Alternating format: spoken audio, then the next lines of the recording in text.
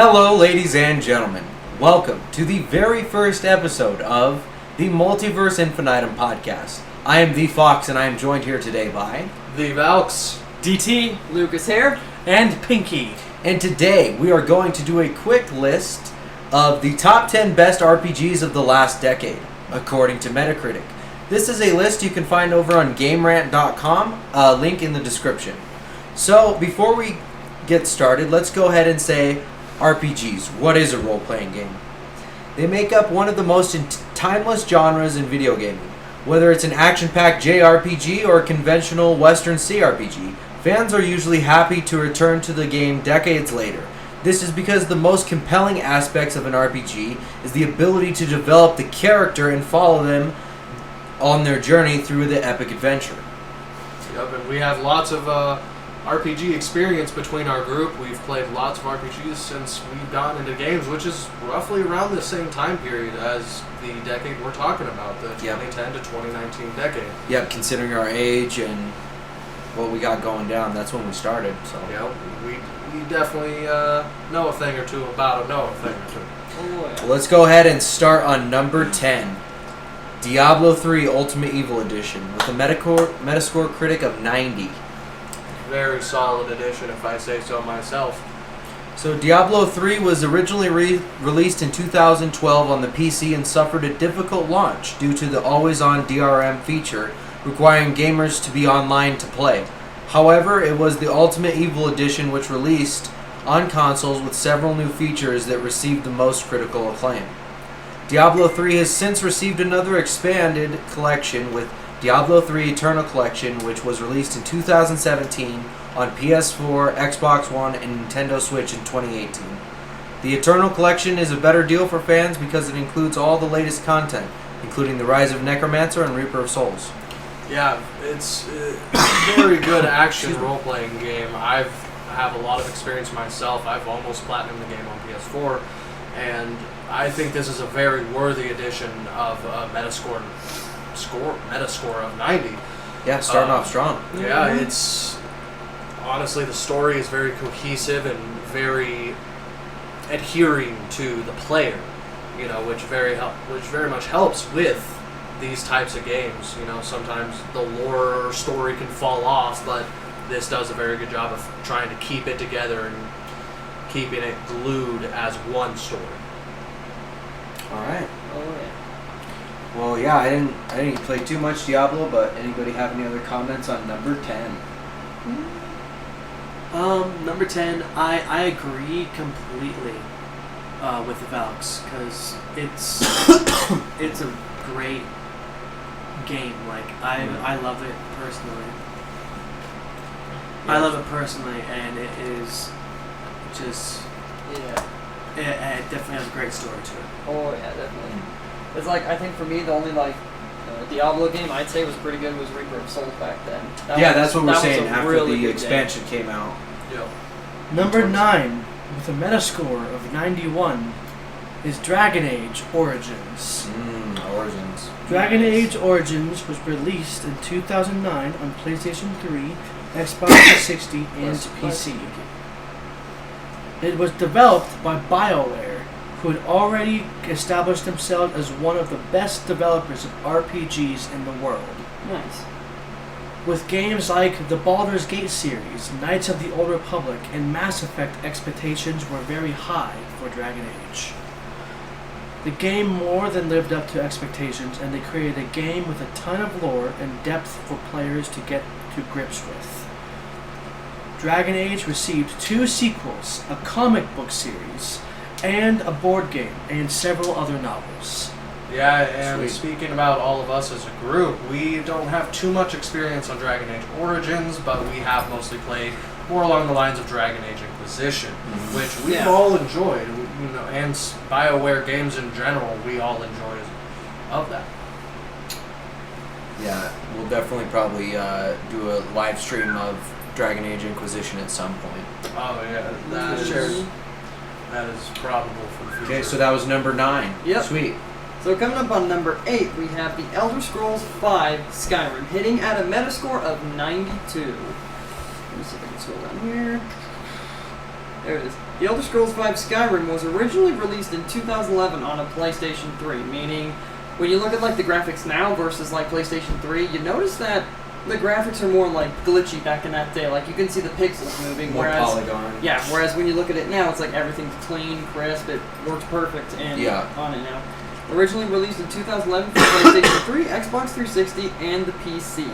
It would later get remastered for the PlayStation 4 and Xbox One in 2016 with enhanced visuals, features, and additional DLC, which I've seen a few DLCs out there on Skyrim, and granted, I played it a few times here and there, and I do like it, especially like for the DLCs because there's certain ones where it makes it look like Naruto theme, Lord of the Rings theme. It's like I think you're thinking of mods. Yeah, those are the mods, but Oh, the mods, actual not DLC. DLC, the the mods. downloadable content, it's very, very high in lore and story, and brings a lot to the game, especially with like the Dragonhearth DLC that allowed you to build your own homes. Yeah. I think there were 3 different location plots that you can build your house in within Skyrim, but the base game itself brought so much to it.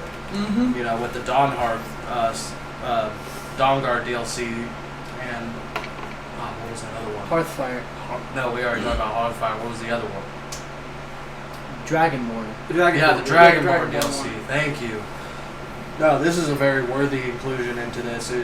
I personally would have. Of course, probably one of the highest rated games, like in people's lists. Skyrim's everywhere. Yeah. You cannot find a list like this without Skyrim on it. I guarantee it. Yes. Like it's like when you think of Skyrim, it's like there are also like glitches in the games that most people look at and they're like, I never noticed that. Like in Whiterun, you That's go to one Bethesda, certain bro. place, Yeah, but and there's then a- map. It's like that's pretty cool. Like Yeah, but that is just Bethesda games in general. yeah, We play a lot of Fallout and stuff, so. Yeah.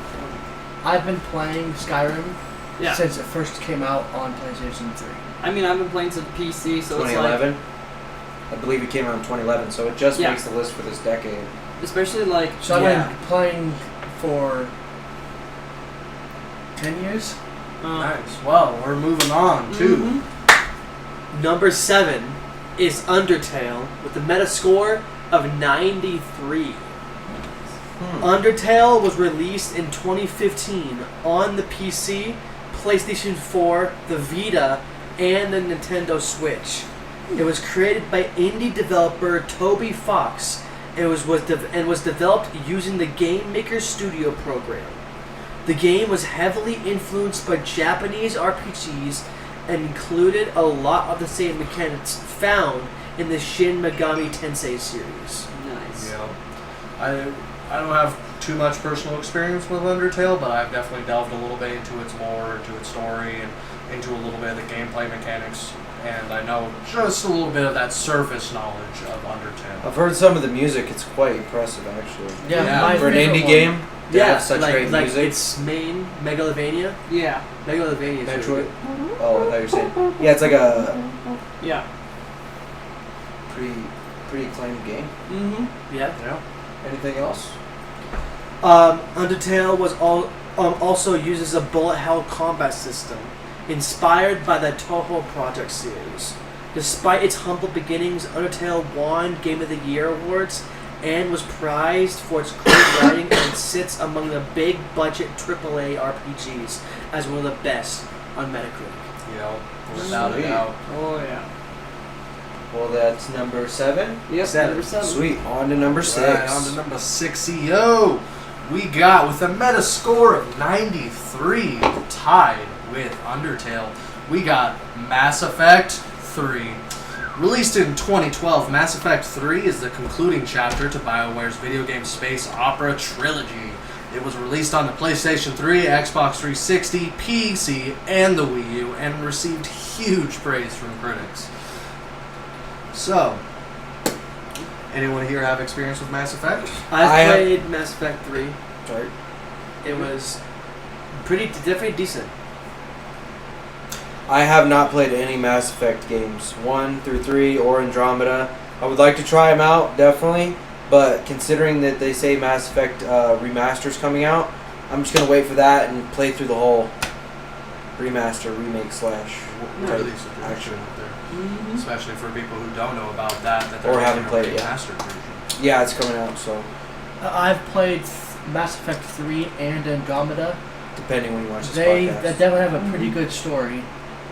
Yeah, Luke. I think it's like, I think with me, it's like I played it on the Wii U a while ago when it came out, and graphics weren't like as bad. But then when you like look at the Xbox 360s or PlayStations, it's like they look slightly different than the Wii U, and that's because back then it's like they didn't work as much on graphics. But when they got into higher systems like the Wii U, it's like you could see it more coming. Yeah, I mean that was also of the decade though. You Yeah. know, when you have those the past gen consoles, then our current gen and what's upcoming with our next gen consoles, the PS5 and Yeah. the refrigerator. Xbox Series X, I believe. Project Scarlet Yep, coming out, yeah. Yep. And I've played a lot of Mass Effect 3 specifically, and I've only seen a couple of clips of the 1 and 2, but 3 I definitely enjoyed. It was probably one of my top 5, I would say, because Nice. it was, the gameplay and actual mechanics felt a little nice, but it was also a little bit clunky, which is why it isn't a little higher, but you can't blame them for how they're made during that time. Oh yeah. But the ending didn't sit well with most fans, me, myself included, as they felt that the choices they made throughout the trilogy had no real impact. BioWare tried to rectify this with an additional story content and a free DLC expansion called the Extended Cut. Criticisms aside, Mass Effect 3 is still a thrilling ride from start to finish and feels like one is taking part in a sci-fi blockbuster. That does it for number 6. Moving on. Sweet.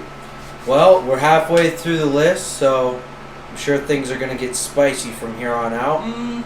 With no disappointments, starting off with a Metascore critic of 93 at number 5, we have The Witcher 3 Wild Hunt.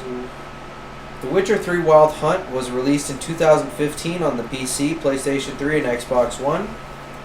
That probably means PlayStation 4. It was later ported to the Nintendo Switch in 2019. The game is a direct follow-up to The Witcher 2 Assassin of Kings and is based on the Witcher novels by Andrzej Sapkowski. The Witcher 3 is considered one of the greatest Western RPGs ever made, and its influence can be seen in games like Assassin's Creed Origins, Assassin's Creed Odyssey, and Horizon Zero Dawn. The Witcher is getting a TV series. It already got a TV series on the 20th of December 2019 on Netflix, starring Henry Cavill. So there's never been a better time to try the game. I say that last statement is true and will be true for the next 85 years. There has never been a better time to try this game. If you're watching this podcast in 10 years and the world's already ended, try to find a copy of Witcher 3 Wild Hunt and find something to play it on. Play this video game. No matter what, at any time period. And I also have seen a little bit of the Witcher TV series, and I have to say it is very, very well done and very well made, especially considering some of the controversial makes of some video game adaptations. Yeah. When they've made movies of them and they didn't turn out so much as planned, you know. But The Witcher, very, very well done exception. If I have to say so myself, I haven't even delved too far into it, but the game itself, I enjoy to any fault. Oh yeah. I've delved into the Witcher 3 game and I've watched the full, every episode to the Witcher series, and it's good. It's really, really good. That is Yeah. interesting to know. So we're gonna move on to. Oh, did you have something to say? Yeah, I was gonna say like playing like the Witcher series. It's like the game itself on Xbox is really good, but then the fact that when you go into games like Soul Calibur 6 and you notice that they add the character there, it's like, I didn't know that his graphics would be the same as like it did like the game or the movie or the series. Very stylized. Okay, sitting at number 4 with a Metascore of 93 is a Hi. doozy. Divinity Original Sin 2. Oh boy. Oh yeah, without a doubt, that was probably one of the best made in my opinion of what I would choose to be straight up best made. Like in terms of mechanics, options, and way to play the game, it is one of the uncontested ones out there. So Divinity Original Sin 2 Yeah. was developed by Larian Studios and released on the PlayStation, Xbox One, PC, and the Nintendo Switch. Like its predecessor, Original Sin 2 was funded by the Kickstarter project. Yet, despite its humble beginnings, the game is considered to be one of the best RPGs of all time and the best in its generation. Nice. Without a doubt, I agree with those statements. Mm-hmm. Original Sin 2 offers its players to choose, and it seems that every single action in the game will have a reaction. Yeah, that makes a lot of the companion-based system work, is what you say to other people, and that really makes an effect on who likes you and who doesn't like you, and how that's going to pursue future consequences. Original Sin 2 is one of the purest RPGs ever made, and it's a game where the player is free to be exactly as they want to be in a surprisingly realistic way. Yep. Anyone else have any? Yeah. So experience? as D&D fans, Yeah. I just want to put out there, since we're talking about new things coming out, Larian actually, based on the merits that they received from this game and just how they showed how they could make a good game, got the D&D licenses and is coming out with returning to a beloved franchise, Baldur's Gate 3, and they're going to be making that game, so Yeah, I'd be excited to check it out. Yeah. Them doing a D&D game, I mean, Yeah, no, I'm very excited to check it out as well. I think they're going to really, really hit the ballpark on this one. Oh, Get it yeah, out of the most ballpark? definitely. Out of the ballpark. We're just going to smack the whole ballpark. alright, so that was number 4. That was Yeah. number 4. Alright, final 3. Oh boy, let's see what Here's number three here's is. the top 3 according to boy. Metacritic. Level 3. So coming up on number 3, guys, at a Metascore of 94, we have The Legend of Grimlock iOS. Legend of Grimlock. Oh boy. I've actually never heard of Me this. either. Neither have I. It's like, it kind of looks like it has like scenes from like it's built like around like kind of like when you're playing Amnesia. It kind of like has that old medieval theme in it, which looks really good on it. Okay, okay. And based on what I It's saw like, in the picture as whew. well, it looked kind of like the inventory would work like Diablo 2. Yeah. So it says The Legend Yeah. of Grimlock was It's a little originally action. yeah. Sorry. So it says The Legend of Grimlock was originally released on a PC in 2012. It's a dungeon crawler based on 1987 Amiga classic Dungeon Master. Oh. Ooh, that sounds Dungeon real crawlers are interesting. good. Yeah, Mhm. it sounds like something that is pretty underrated, because I don't think any of us have even heard of it. We No. also, Yeah. none of us have iPhones. That is I'm the only True, one who it has does say one. iOS. So, But other than that, it says it was ported 3 years later in 2015 for iOS systems and was near perfect port, where the touchscreen provided a more easier-friendly experience. oh, was it already a game before the iOS? Yeah, it was definitely before iOS. Okay. okay. I was like, damn. I wonder if that even counts for Because the... in the thing, it said it was originally on PC, not iOS. Yeah. And then they So- transferred to iOS. Because it's like, what better way to play a dungeon crawling game than on your That seems phone? like a game that if you plan on getting a laptop, you should definitely get. Oh, yeah. Other than that, it says the original release on the PC received a Metascore of 82, but the iOS release was received more favorably. This may have been because there aren't as many quality RPGs on the system as the PC, but it's a great game that got more exposure and the love that it deserved for the first time. Might be worth checking out at another point in the future, but Oh, yeah. definitely it sounds like it could be a worthy addition to anyone's arsenal when checking out your gun belt of video games. Mm-hmm. So let's move on to number 2. Jeez, this was gonna get us too. I don't think anyone has heard this one. So at number 2 with a Metascore of 94 Same is Metascore. Bastion iOS. Aston? I actually have heard of Bastion. I have not. I haven't heard of it either. The only Bastion I've ever It's heard in of it. is from, like, Overwatch. It's an indie game. Bastion was released in 2011 for Xbox 360 and was later ported to iOS in 2012. It's an action RPG that lends itself perfectly to the handheld and touchscreen platform and performed better than its PlayStation Vita counterpart.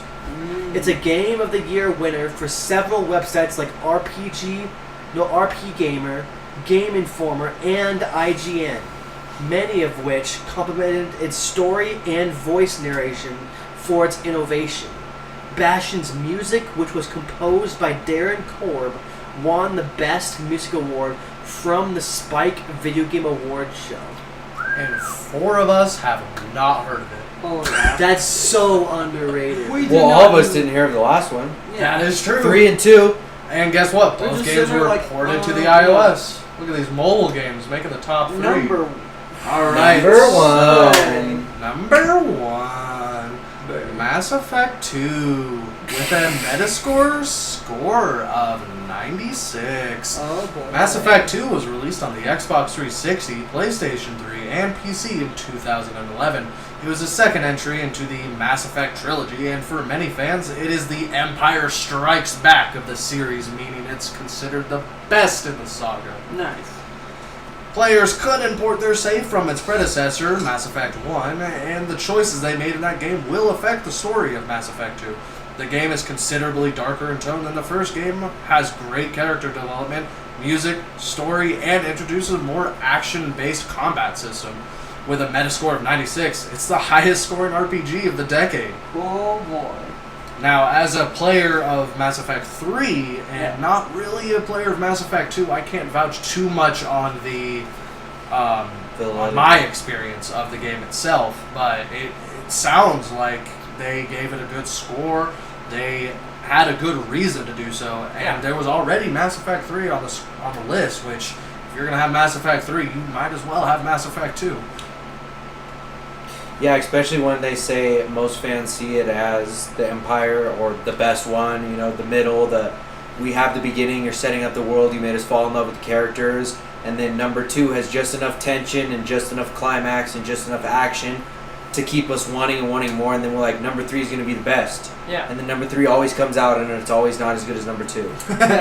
It's like Always. It's like looking at number 2 graphics. It's like you got number 3 from Mass Effect 3, and you look at their graphics on like Xbox, and it's like they're getting better. But when you look at Mass Effect 2, you notice that you can still somewhat see the graphics because like they haven't worked as hard on that as when you look at Mass Effect 3, and you're like, okay, the graphics are looking slightly better on this one. But I'd say, in my opinion, Mass Effect 2 is like a really, really good game. Like definitely fun to play with. Heck yeah. Without a doubt.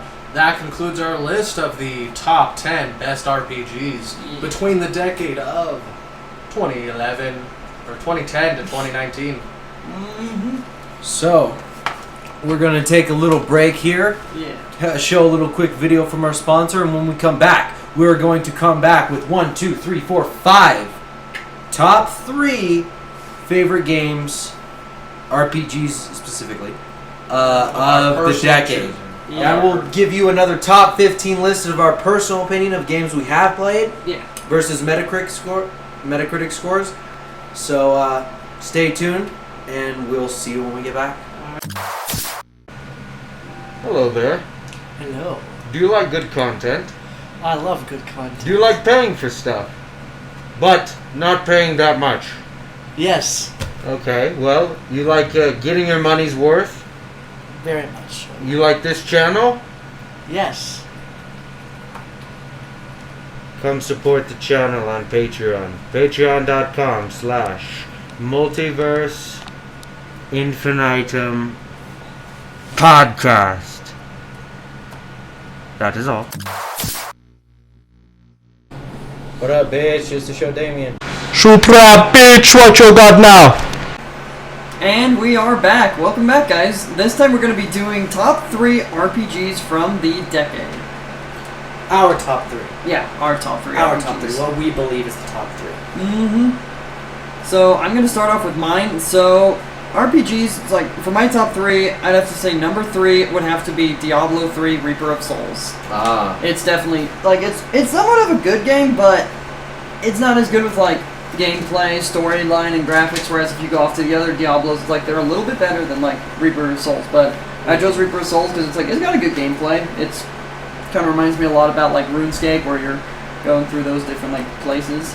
And then for number 2 would have to be Dark Souls Remastered, which it's definitely another fun RPG game. I remember playing it back in, like, middle school, and to this day I still can't get past the final bosses for the game, but I still like it because graphics are good, the gameplay's good, your story mode is amazing with it because you also are able to, like, level up and whatnot with it.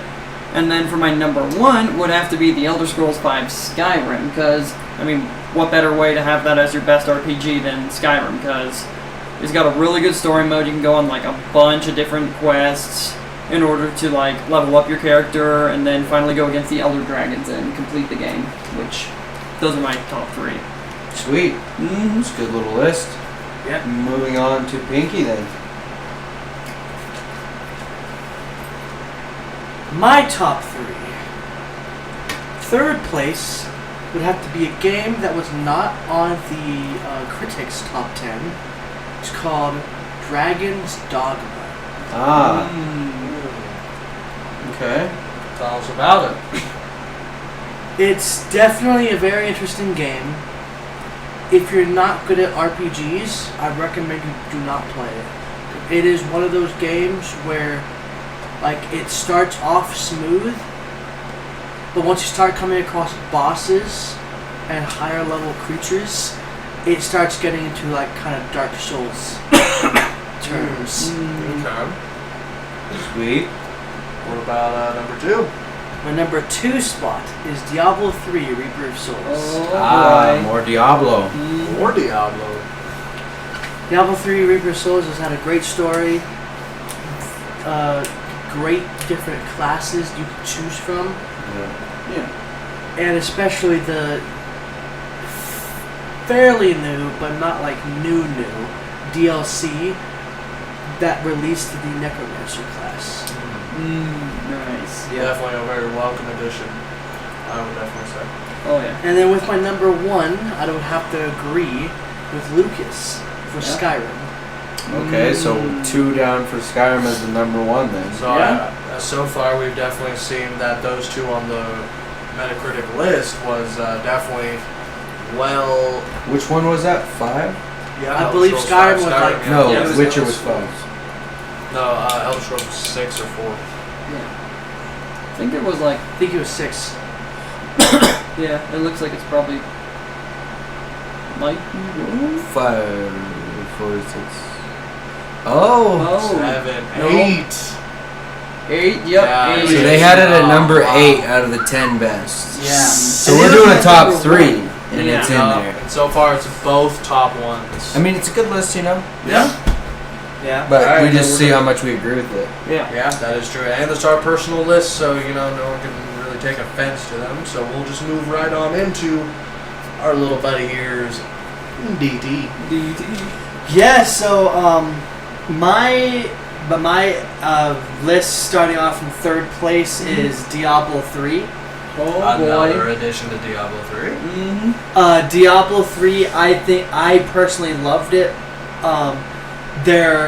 I could definitely like name some qualities of it that some people don't really like, and that's why I placed that at number 3. Like for example, not a lot of the people like the top down. There's definitely I can definitely name.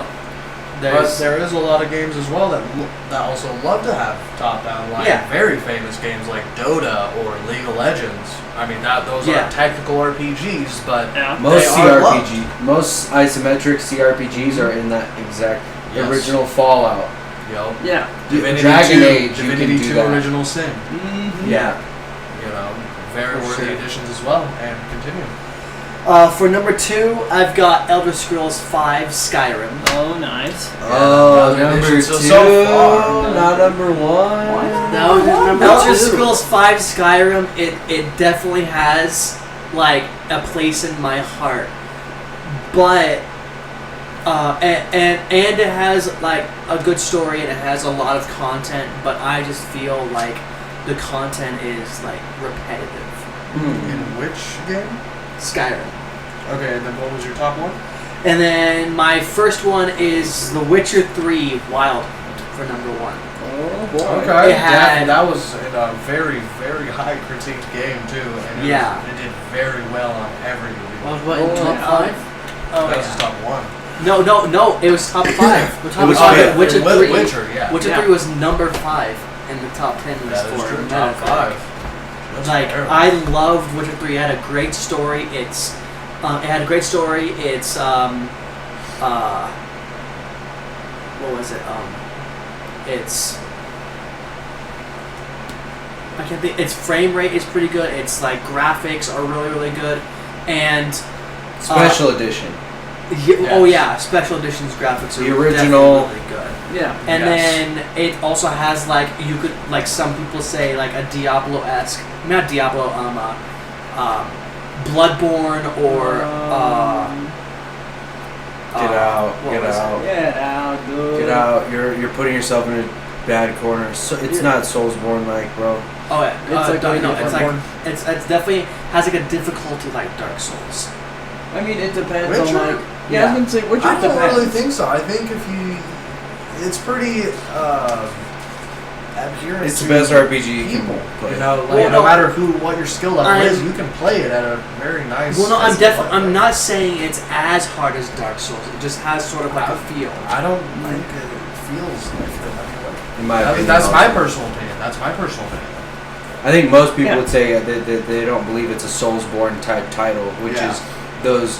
Oh, it's like Dark Souls, Yeah. but like Neo or the Surge. Yeah. Those are things that I could compare to, but Yes. A little interesting Witcher. fact about Witcher Yeah. is that the TV series was created because of Wild Hunt. its success. Yeah. Yeah. And its story follows well on too. Heck Yeah. Alright, and I'm going to be moving on to my top three. I would just like to start off my three with a Disclaimer. Why'd you do that to me? This With a undeserving attention with Dragon Ball Xenoverse 2. I think it's a great 3D action RPG game created by Bandai and Dimps, where you can play fighting battles in a 3D up-down full XYZ axis arena against another person or multiple opponents. I think it's very good. On the online side, this is why I put it at number 3, is because it's very unstable in its netcode. But the gameplay in itself isn't that bad. Moving on to number 2, I would like to say Defiance 2050. Really, the only thing that doesn't put this game higher up on my list is the graphics. The graphics can be quite clunky, and the netcode isn't really that stable, but the gameplay, the lore, and the story, as well as the progression you can make within the game, is very versatile and very nice to both beginners as well as skilled veterans. I played the original game on Xbox 360 and then moved to Defiance 2050 on the PS4 a little while back. Then I would like to go to my number 1, and relating, not similar, but relating to what these guys have said for their Elder Scrolls 5, I would like to say Elder Scrolls Online. I think that game brings a lot more to the table than Skyrim 5 does, but Skyrim 5. yep, Elder Scrolls 5. Skyrim. Sorry. Alright. That was So my Elder Scrolls 5, it brings a lot to the table, and it's a very, very well-made game, especially for its whole decade experience. But ESO, with the addition of that multiplayer aspect and a lot of different areas to explore that all have their whole different storylines and exploration and crafting materials, I just think that that is what gives it the edge over Elder Scrolls 5, in my opinion. That would be my list, and I would like to pass it on to the Fox. Well, I would like to start mine off with a little disclaimer to say, obviously this is our personal list, but I feel sometimes people put too much stock into review scores, particularly the Metacritic. And I'm going to mention in my list later that because it did not get a good Metacritic score, it did not get a sequel. And I think that should not be determinant of that, because it later became an insane hit and people are begging for a sequel now. Yep. So without further ado, I'm going to hit you up with the list. Let's hear it. My number 3 is a game that I actually stood up all night on a school night to go I pre-ordered it and I went and stood in line and got it just so I could play it. I had to go to school the next day though, but as soon as I got home, started playing it. that would be BioShock Infinite. That is one of my favorite BioShock games, and you can consider it an RPG or not. I would, especially based on the definition that we gave earlier in the video. You follow The role of the main character and level up, gaining skills and abilities. Yeah. Perfect. Yeah, Booker, and you have Elizabeth there, and she's just one of my favorite characters in gaming, so Nice. that is an Worthy easy addition. number 3. That was a very worthy inclusion into this. No. Number 2 is the one that I was talking about that got an 84, and they said if it got an 85 on Metacritic, they could get a sequel. 84. It's one of the best games of all time. That's Fallout New Vegas, and it is an extreme. You want to talk about choice and consequence, what we're talking about with Divinity, or you want to talk about one of your favorite novels or anything like that. Fallout New Vegas embodies so much of that and is created in such a beautiful, artful way with so many different avenues about life that changed the way I thought about gaming, definitely. So that has to be my number 2. Yeah, I have to agree completely with that. That was an amazing game made by Obsidian. Entertainment, yeah.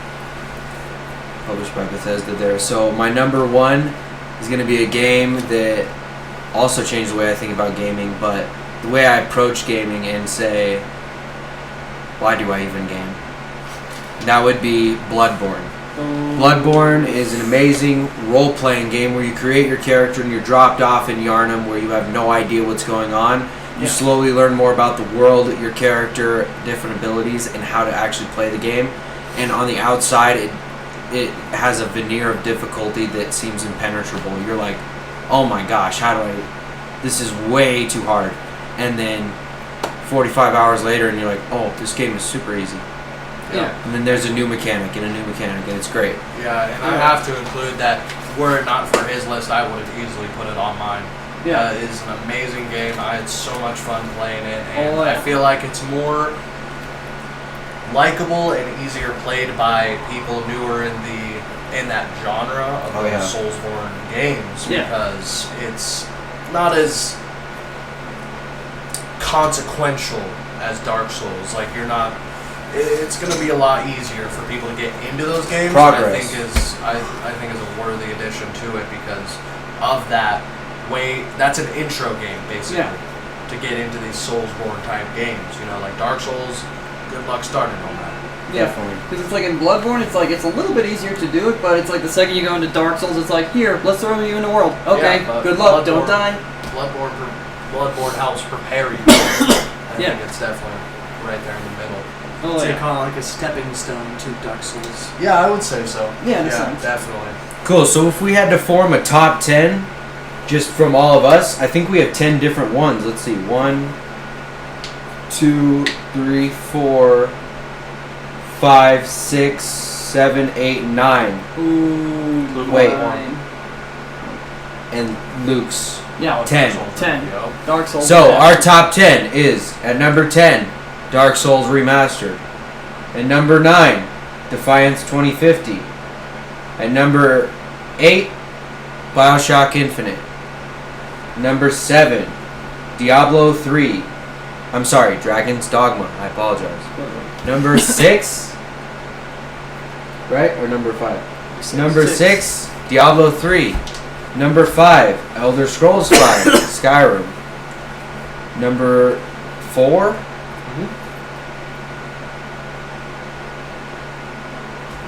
Witcher 3, The Wild Hunt. Yeah. Number 3, Fallout New Vegas. Number 2, I don't know. How did this happen? I got it. So, number 10, we got Dragon's Dogmas, number 10. Okay. Number 9, coming out with that strong Dragon Ball Xenoverse 2. Ooh. Number 7, we're going to have a solid Defiance 2050 in there. Then number 6, BioShock Infinite. Number 5, we're going to have Bloodborne. Number 4, we're going to have not Elder Scrolls, but Diablo 3 Reaper of Souls. Number 3, Elder Scrolls Online. Number 2, Skyrim 5. Skyrim, Elder Yeah, Scrolls Elder 5, Scrolls 5 and New Skyrim. Vegas, number 1. Oh, yeah. What's the That's our list. If you like it, you know what to do. If you don't, you know what to do. Like, Oh my subscribe, god. maybe leave a comment. And that's the podcast, ladies and gentlemen. We'll see you next time. If we don't, Data Sheet. Bye. Yeah. Later, guys. We'll see you later.